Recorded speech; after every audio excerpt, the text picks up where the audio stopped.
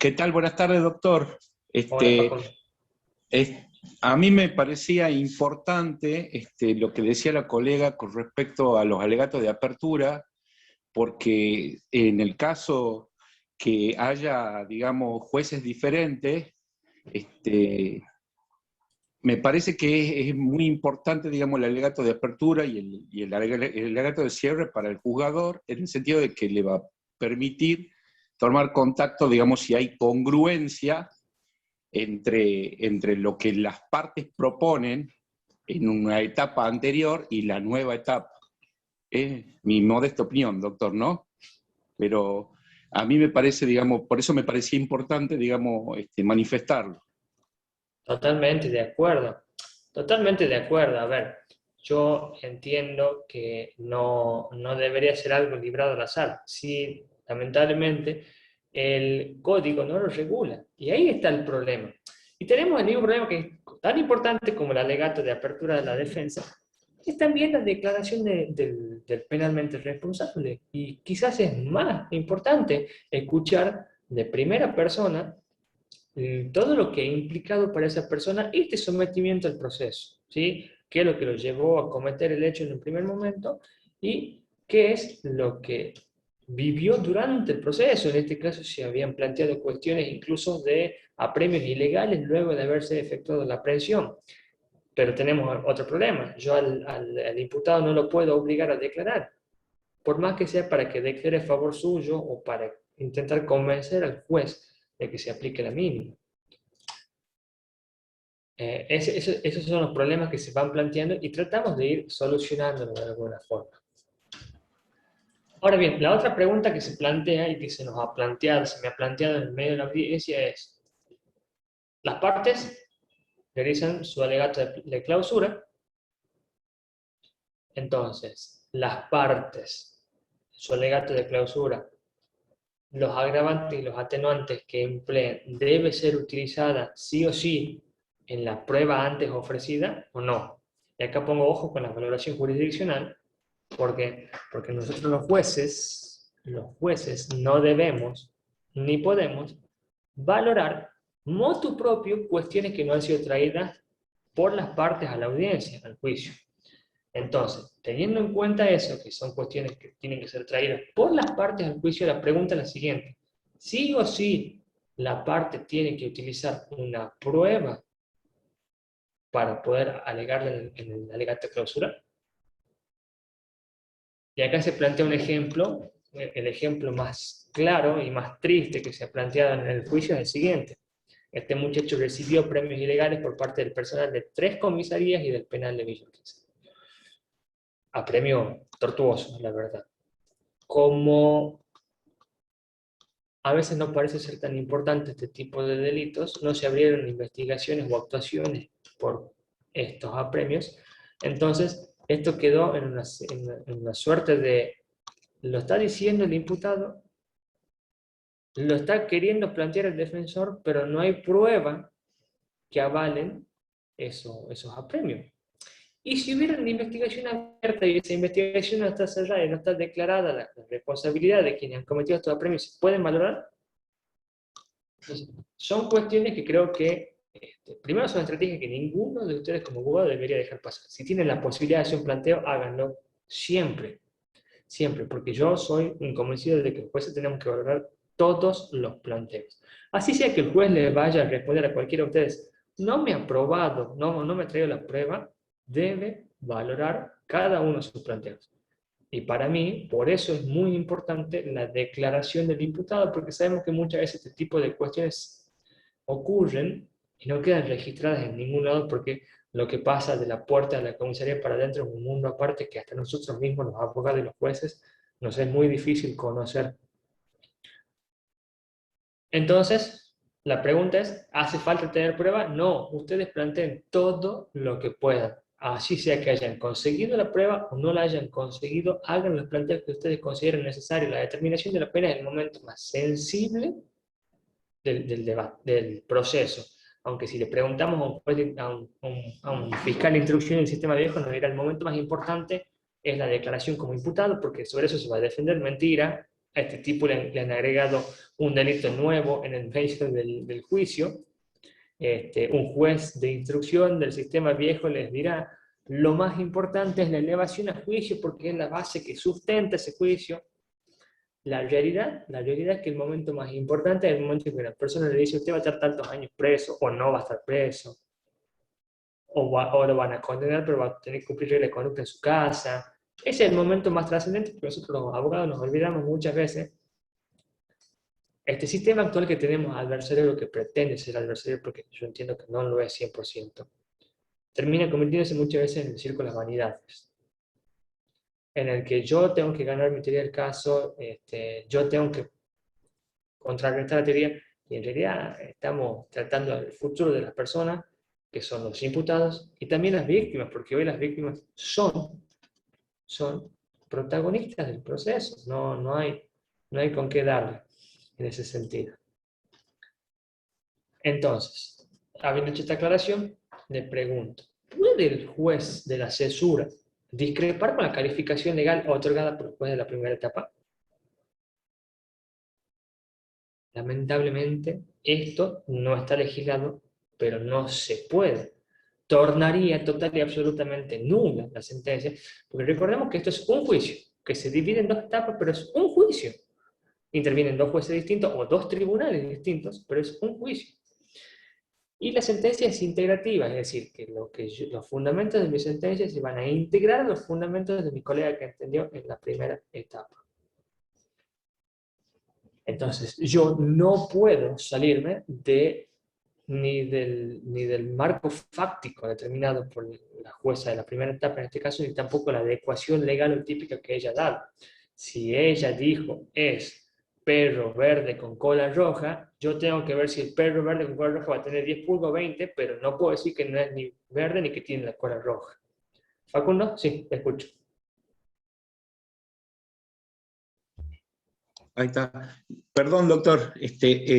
Me parece, digamos, de que a lo que usted está diciendo habría una excepción que es con respecto al régimen penal juvenil, en el sentido, digamos, de que, bueno, de que el juez de menores, por el régimen penal juvenil, tiene la facultad de reducir al grado de tentativa o también de absolver. Entonces, bueno, no sé si sería precisamente una discrepancia. Creo que tiene, digamos, otro tipo de datos el juez de menores al momento de resolver la sentencia, en el sentido de que tiene todo este bagaje que viene del equipo técnico en razón, digamos, de las medidas socioeducativas que se llaman ahora y que antes se llamaban tutelares. Tutelares. Bueno, sí, Facundo, estoy totalmente de acuerdo, y acá se viene una cosa que se plantea más adelante, que lo planteo en este marco de esta misma charla, que es, los mínimos son indicativos, se puede solicitar por parte de la defensa una perforación de ese mínimo, ya lo vamos a tratar más adelante, pero por lo pronto lo que vos planteas es totalmente válido, y puede ser incluso válido para los mayores también.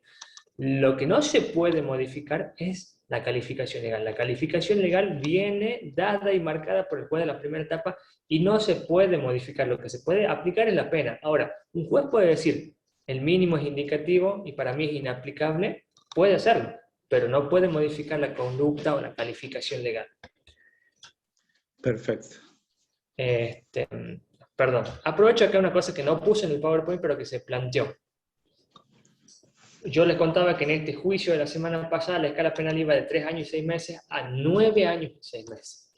Entonces, de acuerdo al Código Procesal Penal, cuando se habla de la competencia de los jueces, si la pena solicitada pretendida por el fiscal es mayor a 6 años, debe intervenir un tribunal, 3 personas y no un juez unipersonal. ¿Qué pasa en este caso? En este caso estamos hablando de que había una máxima de 9 y 6 y se sorteó solamente un juez. Porque en un primer momento se sostuvo que era porque en el requerimiento de apertura a juicio el fiscal había dicho que su pretensión era de, supongamos, 4 años y 8 meses. Entonces se entendió que como el fiscal había pedido esa pena o iba a pedir esa pena y no una mayor, podían tener un solo juez y la defensa no había planteado objeción. Llegado el momento de la primera etapa, el fiscal hace... ¿Sí? El fiscal hace una acusación alternativa, como le dije, y le encuadra una nueva figura penal. Entonces dice, como ahora hay una nueva figura penal, voy a pedir 6 años, dice en el alegato de apertura. Bueno, no había problema porque era 6 años, pero si hubiera sido 6 años y un mes, ¿qué pasa? Llegamos al alegato de clausura con un fiscal pidiendo 6 años y un mes, y tenemos que declarar nulo todo el procedimiento y sortear en tribunal para que resuelva la determinación de la pena. Ese es otro motivo por el cual es sumamente importante la primera etapa, el alegato de apertura, perdón. En el alegato de apertura, el fiscal tiene que limitar su pretensión punitiva y no excederse de la misma. Entonces, en el alegato de apertura podemos decir, ¿sabe qué? Es más de 6 años de derecho de acción pública, tiene que ir a un tribunal. Al quedar marcado, podemos salvar ese problema con esto. La otra pregunta es, luego de la determinación de la pena, es decir, la segunda etapa, ¿se puede impugnar la primera etapa? ¿Ustedes creen que se debe hacer primera etapa juicio, impugnación, segunda etapa juicio e impugnación? ¿O se puede hacer las dos etapas y recién impugnación? Bueno, es algo que tampoco está legislado. La verdad, en este caso se ha planteado. Dentro del mismo colegio de jueces no está, no está definida la respuesta a esta pregunta. Hay algunos que tenemos una postura y otros que tienen otra. Para mí, el 267 es claro. Sí, Cintia, te doy la palabra. Sí, buenas tardes a todos, buenas tardes, doctor González. Haciendo un pequeño aporte de lo que estabas comentando, acá en el Centro Judicial Concepción se está haciendo el juicio en la primera etapa. Cuando el defensor considera impugna, pasa a resolver al Tribunal Superior, y en el caso de que no haga lugar a la impugnación, se continúa con la segunda etapa ya de la cesura y la determinación de la pena. Gracias por compartir la experiencia. La verdad que los colegas del sur tienen un poquito más de experiencia que nosotros en esto. Incluso tenemos formas muy distintas de trabajar y hay muchas cosas del sur que a mí me gustan. Es bueno saberlo y es una de las posturas. Yo tengo otra postura y la saco de la interpretación del propio 267 que dice el juicio se dividirá en 2 etapas. Entonces, y la sentencia de la segunda etapa integrará a la sentencia de la primera etapa. Entonces, desde mi interpretación,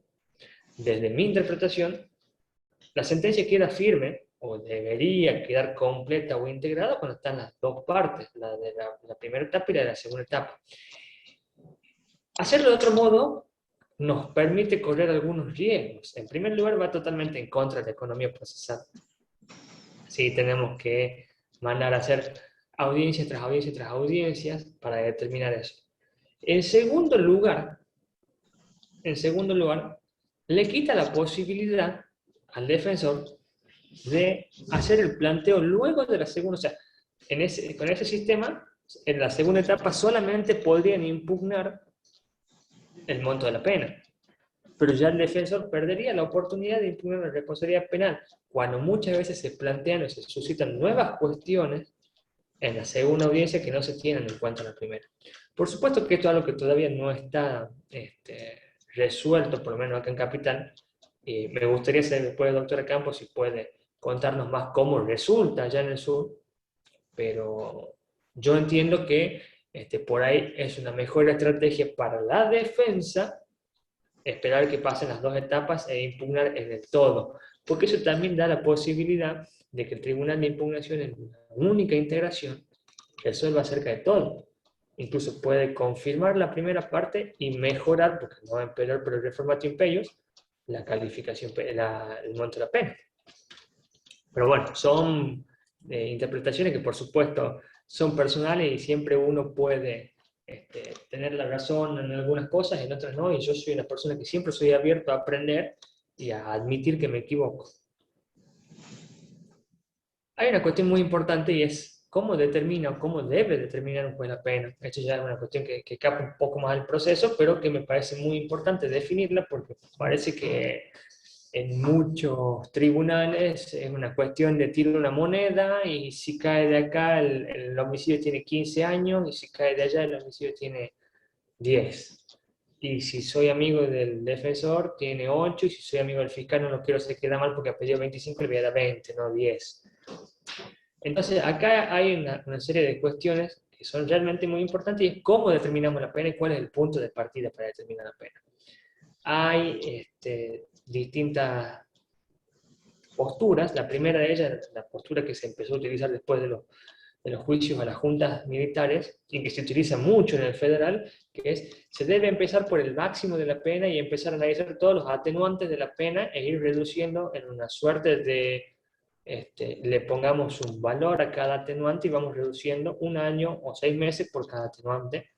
Hay otro que dice, arrancamos en el medio, en una suerte de equidad para el mismo imputado, y vamos con las agravantes subiendo la pena y luego con las atenuantes vamos compensando o bajando.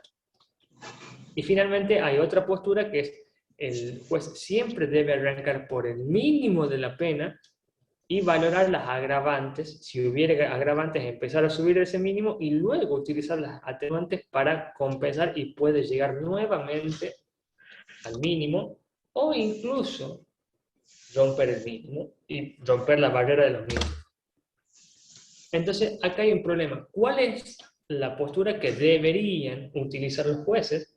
Obviamente que las partes, cada una, por razones obvias, va a utilizar una u otra postura, pero el juez, bajo ningún concepto, puede iniciar por el máximo. Pero desde mi interpretación tampoco debería comenzar el punto de partida por el medio, porque es como si ya le estuviéramos sobrecargando en los hombros del imputado cuestiones agravantes que todavía ni sabemos si existen.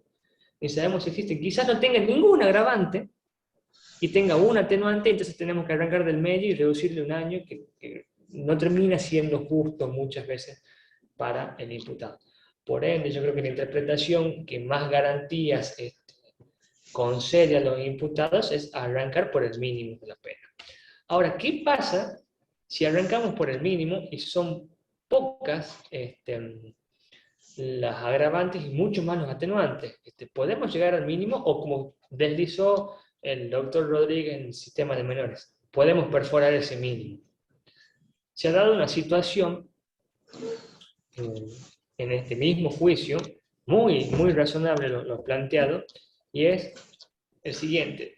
Este muchacho venía básicamente por 2 delitos en concurso ideal: un delito de peligro abstracto, la aportación de armas de guerra, que se concreta en un delito de peligro concreto, que es el abuso de armas. Con esa arma de guerra, con esos 9 milímetros, le dispara a 2 policías sin herirlos. Entonces el planteo es, si el bien jurídico de la aportación de guerra es la seguridad pública y tiene un peligro abstracto, ¿por qué con ese peligro abstracto se concreta en un peligro concreto en contra de la integridad física de las personas? La pena es mucho menor. Entonces tenemos una aportación que va de 3 y 6 a 8 y 6, en concurso ideal con un abuso de arma que va de 1 a 3 años. Entonces, lo que planteaba el defensor era lo siguiente: ¿por qué aplicar la pena del delito que tiene una escala más grave siendo menos grave el delito, y no aplicar la del delito que en realidad vulnera bienes jurídicos más importantes pero tiene una escala menor? Y en ese sentido planteaba él,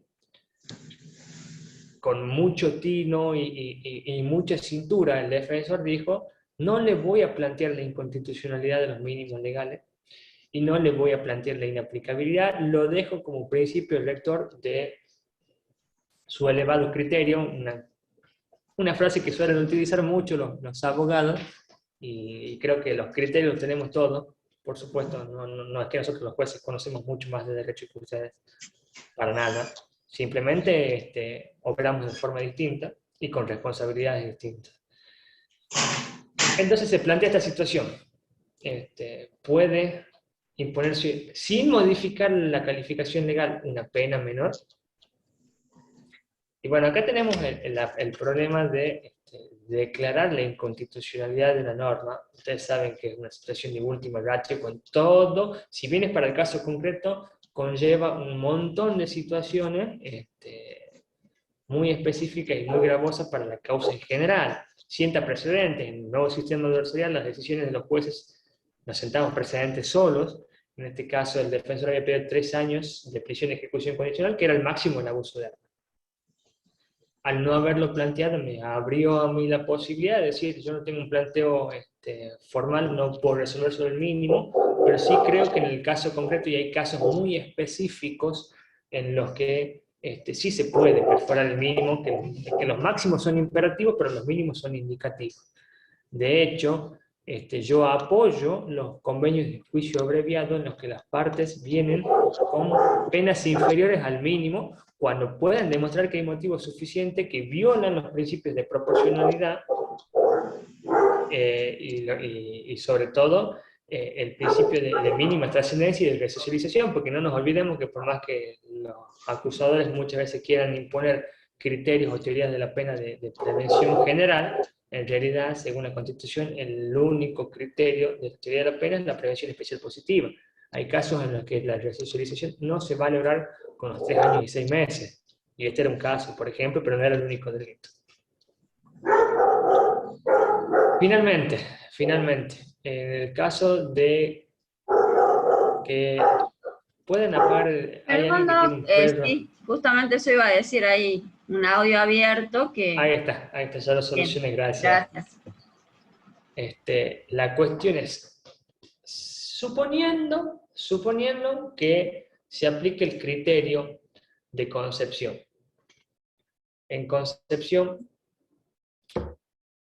primera etapa, como acaba de decir la doctora Campos, impugnación, segunda etapa. En ese caso, doctora Campos, usted contésteme la pregunta que debe estar un poco más imbuida.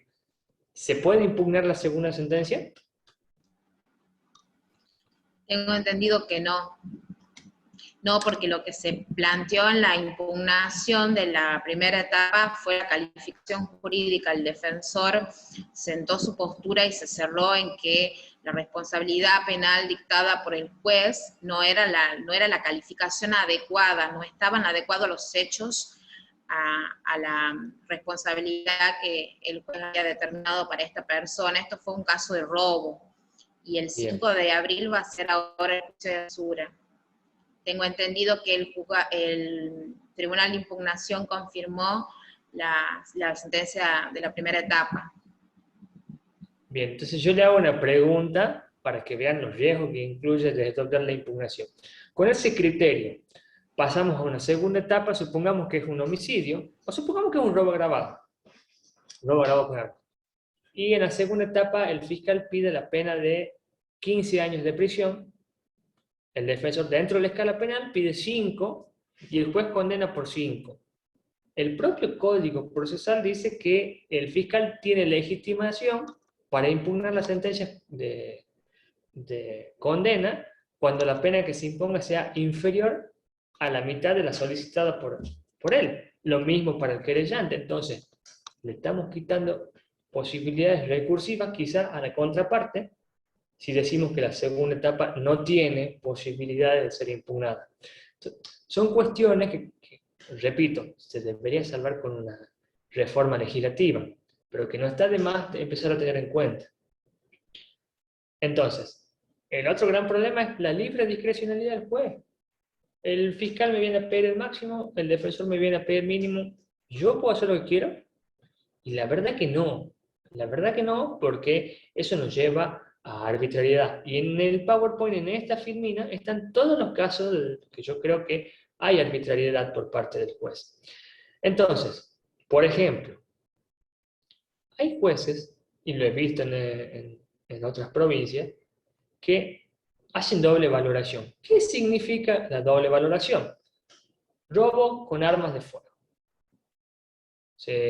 Primera etapa, se lo condena o se determina la responsabilidad penal por robo con armas de fuego. Llega a la segunda etapa y el fiscal dice, bueno, hay que analizar que el hecho ha sido cometido con un arma de fuego, con toda la peligrosidad que ello implica. ¿Y puede el juez de la segunda etapa decir, sí, lo voy a ver como un agravante al arma de fuego? Y yo creo que está haciendo una doble valoración, en el caso de que así lo haga. Y la doble valoración viola el non bis in idem. Ya ha sido juzgado por eso, porque eso estaba dentro del tipo penal. Entonces, tenerlo en cuenta a la hora de fijar la pena es, para mí, muy peligroso y puede dar lugar a planteos de arbitrariedad, por lo menos. No sé si le darán lugar, pero puede dar lugar al planteo. Lo mismo, con lo que yo te decía, no puede el juez omitir considerar todos los hechos que han sido traídos a la audiencia por las partes. Si el juez no considera todos esos hechos, incurre en arbitrariedad y puede ser impugnada esa sentencia, o debería serlo menos. Lo mismo cuando no consideras aspectos elementales, tanto de la culpabilidad. Recordemos que en la segunda etapa no vemos ni la tipicidad ni la antijuridicidad, vamos específicamente a la culpabilidad, y a los motivos de prevención, que es la prevención especial positiva. También puede pasar que el juez no suple el error de las partes y aplique una condena o una pena que esté fuera de la escala penal aplicable. Guarda que si lo hace para arriba es totalmente nulo, pero si baja de los mínimos y no explica o no fundamenta por qué perfora el mínimo, también es arbitrario. Lo mismo pasa cuando no suponiendo que dando una condena de 2 años, no fundamente por qué corresponde la efectividad y no la condicionalidad de la condena. En este caso, sí o sí el juez debe evaluar. Y finalmente, de acuerdo a lo que se me fue ocurriendo en la experiencia de la semana pasada, las no consideraciones de la extensión del daño. Es decir, si bien no puedo hacer la doble valoración, sí tengo que considerar todo el daño causado a la hora de considerar la suerte de retribución mal hablada, cuál es la pena que le corresponde. Todas estas cuestiones se pueden dar en un voto de un juez de la segunda etapa. Y todas estas cuestiones legitiman a las partes a impugnarla porque aún en esta segunda etapa puede haber arbitrariedad y puede haber errónea aplicación del derecho sustantivo formal. Entonces, yo creo que es un requisito sine qua non garantizar la amplitud recursiva a las partes, no solo al imputado, sino también a los acusadores, a los fines de que puedan determinarse si existe o no esta arbitrariedad.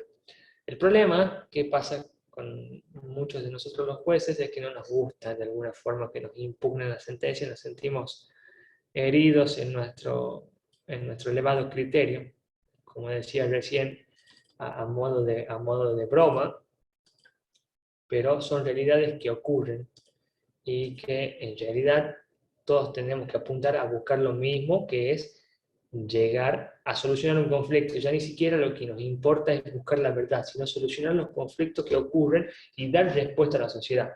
Creo que estamos aprendiendo, creo que recién hemos empezado hace 6 meses, creo que recién se han cumplido los 6 meses de la nueva etapa, no sé qué tantas sobreseimientos habrá, no tengo esa información por haberse vencido la etapa investigativa, pero creo que estamos dando muchas respuestas. Creo al mismo tiempo que este apuro o esta celeridad del sistema nuevo da lugar a algunas situaciones que son no tan deseadas. Para ser más específico, muchas veces se utilizan medidas coercitivas para obligar de alguna forma o imponer juicios abreviados con todos los riesgos que ellos conllevan. Pero creo que entre todos y de una manera sana podemos empezar a buscar nuevas salidas en las que todos estamos aprendiendo, como les digo, y realmente el trabajo que están haciendo muchos de ustedes, sobre todo los litigantes particulares, es tremendo porque las herramientas que ustedes les dan les hace muy cuesta arriba poder acompañar su prueba, a diferencia quizá de los defensores públicos que tienen todo un aparato ya organizado para poder arrimar su propia prueba. Bueno, veo que quedan 10 minutos a esta segundo Zoom. Espero que les haya servido de algo. Imagino que hice lo que pude dentro del poco tiempo que tengo y dentro de los pocos que pude preparar para salir de un turno para entrar en un juicio y ahora vengo con 5 audiencias diarias. Sí, y sabemos que te vas a clases también, que tenés alumnos ahí en la facultad. Sí, a las 6:30 examen libre. La verdad que muy agradecidos con vos, doctor, por tu tiempo, por tu conocimiento, y la verdad que todo lo que decís a nosotros nos sirve muchísimo, más como decís que la defensa particular nos cuesta mucho poder igualar de alguna manera la famosa igualdad de armas, ¿no? Yo creo que cada una de las cosas que dijiste nos ayudó un montón. Yo en lo particular creo que no hay muchas querellas en los procesos, estoy viendo mucha defensa pública y poca querella, por lo tanto creo que sería de una u otro lugar, si estuvieses por querella o por defensa, el aceptar o no un juicio en 2 etapas, ¿no? Y qué prueba se puede introducir y qué prueba no se puede introducir, yo creo que mucho no se discute porque no hay querella que de alguna manera podría objetar muchísimas cosas, por lo menos así lo veo yo. Total. Y me parece con respecto a lo que acabas de decir de que se habló de que se había maltratado, se había flagelado a un detenido. Yo creo que si hubiese estado por querella y eso no se hubiese introducido en la primera etapa, en la primera audiencia, en donde se dice que podés plantear la ilegalidad de la aprehensión o de la detención, yo no sé si lo permitiría que se introduzca ya en una audiencia de cesura. Eso en una parte particular, creo, ¿no? Pero sí, son varios tips que nos diste y te agradezco muchísimo por eso. Y si alguien quiere preguntar en este poquito tiempo que nos queda, le cedo la palabra. Muchísimas gracias, doctor. Gracias a todos por la paciencia. Bueno, de todas maneras, les voy a acercar el PowerPoint por intermedio de Analía para que lo compartan. Obviamente van a ir surgiendo muchas cosas nuevas, creo que esta semana que viene hay otro juicio de cesura en el colegio.